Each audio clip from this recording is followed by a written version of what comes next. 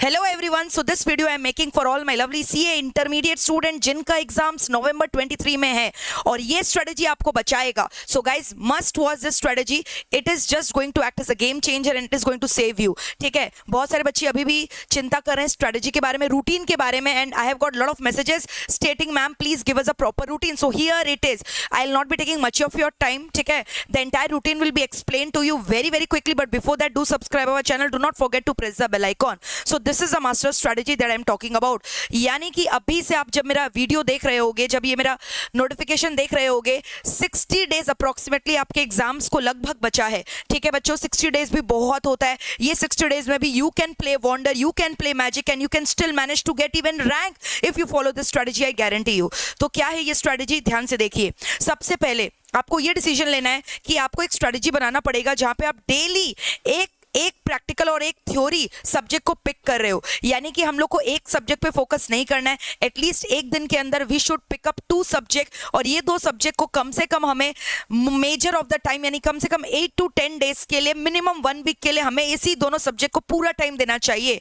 बहुत सारे बच्चे एक ही दिन में 4 सब्जेक्ट करते हैं, फिर नेक्स्ट डे रोटेशन करते हैं, because of which at the end of the day they feel they haven't completed anything, they themselves get confuse. तो ऐसा गलती बिल्कुल मत करिएगा.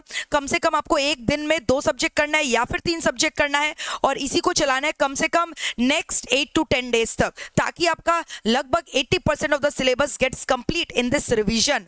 तो अप टू 10 डेज मैंने आपके लिए ये स्ट्रेटजी बनाया है कि start with the most easy paper which you like. For example law, आपने सबसे पहले लॉ को उठाया.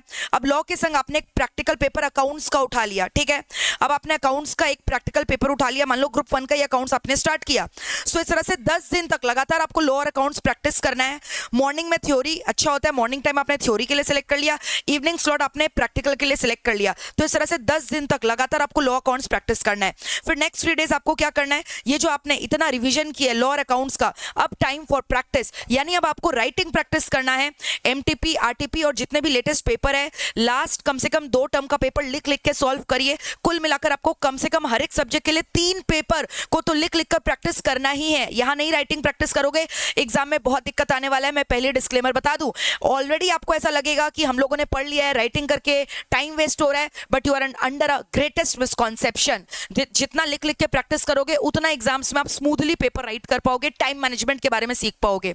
यानी टोटल 13 डेज में आपने 2 सब्जेक्ट किए along with the full writing practice.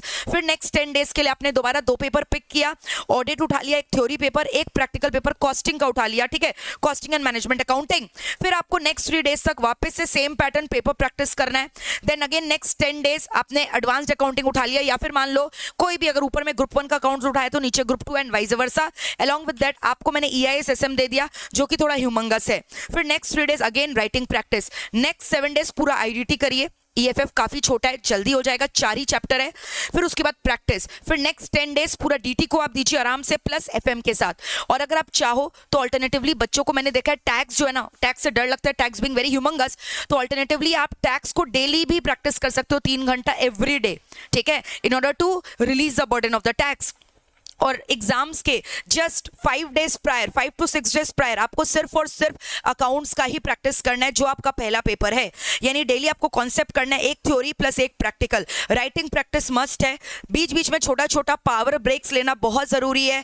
आप पूरे टाइम कंटिन्यूसली नहीं पढ़ सकते हो. 2 से 3 घंटा 4 घंटा पढ़ाई की एक जगह जम के बैठ के अब थोड़ा सा घूम लो, थोड़ा सा बातचीत कर लो अपने दोस्तों के संग या अपने रिलेटिव्स के संग, अपने फ्रेंड्स के संग, अपने मम्मी पापा के संग, थोड़ा लंच जो है वो कर लो, खाना पीना कर लो. तो थोड़ा थोड़ा 10-10 मिनट का पावर बूस्टर ब्रेक लीजिए so that you can refresh your mind. Even if you want to watch TV or you enjoy music, anything which you know makes you fresh, कोई भी चीज में आप इंडल्ज हो 10 से 15 मिनट, नहीं तो आप सैचुरेटेड हो जाओगे एग्जाम तक पहुंचते पहुंचते. Stop over thinking. Over thinking से कुछ नहीं होना है. इतने बिजी हो जाओ कि ओवर थिंकिंग का समय ही ना मिले और नेगेटिव थॉट्स को तो लाने ही नहीं देना दिमाग में. एकदम बैलेंस डाइट खाना है, ज्यादा हेवी मील को अवॉइड करिए जिससे हमें नींद आता है. लाइक जो एकदम जो होता है चावल, राजमा, एकदम भारी भारी भरकम फूड, ऑयली फूड, फिर उसके बाद पराठा, ये सब अवॉइड करिए. जितना हो सके drink water, take green tea, antioxidant रहता है, नेचुरल रहता है, नींद भागता है. हॉर्लिक्स पीजिए जिससे नींद भागता है, पानी में डिसॉल्व करके. ठीक है, चॉकलेट्स खाइए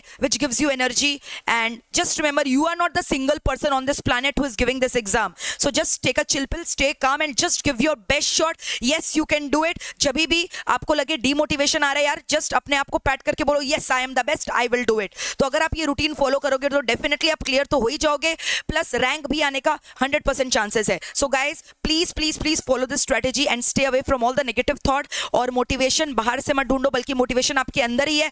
सबसे बड़े मोटिवेशन आप खुद हो, ठीक है. और आपको ये कोर्स अपने लिए करना है सबसे पहले, बाद में किसी और के लिए. तो बस करके दिखाना है, हिम्मत नहीं हारना है. कितना भी यार डाउन फील करे या जो भी फील करे, ठीक है यार, ये प्रोफेशनल एग्जाम है, ऐसा फील करना बहुत जेन्युइन है. ऐसा भी लगेगा आगे पढ़ते जा रहे, पीछे का भूलते जा रहे. All these are quite normal sign. अगर आपके संग ऐसा हो रहा है, यानी आप पक्का पास होने वाले हो इस अटेम्प्ट में, क्योंकि ये एक नेचुरल स्टूडेंट का साइन है. जो एक जेन्युइन बच्चा पढ़ाई करता है, उनके संग ये सब फीलिंग आता है. और जिसको ऐसा नहीं लग रहा है कि हम कुछ भी, हमें सब याद है, हम कुछ नहीं भूल रहे हैं, या जिसे कोई नर्वसनेस नहीं हो रहा है, भाई तब तो आप एक्सेप्शनल स्टूडेंट हो. बट जो भी है, in any case you have to give your best shot, ठीक है. All the very best guys and my good wishes are with you all. And very soon we are going to come with revision classes. Bye bye, take care, lots of love, do subscribe the channel. कैसा लगा comment करके जरूर बताइएगा.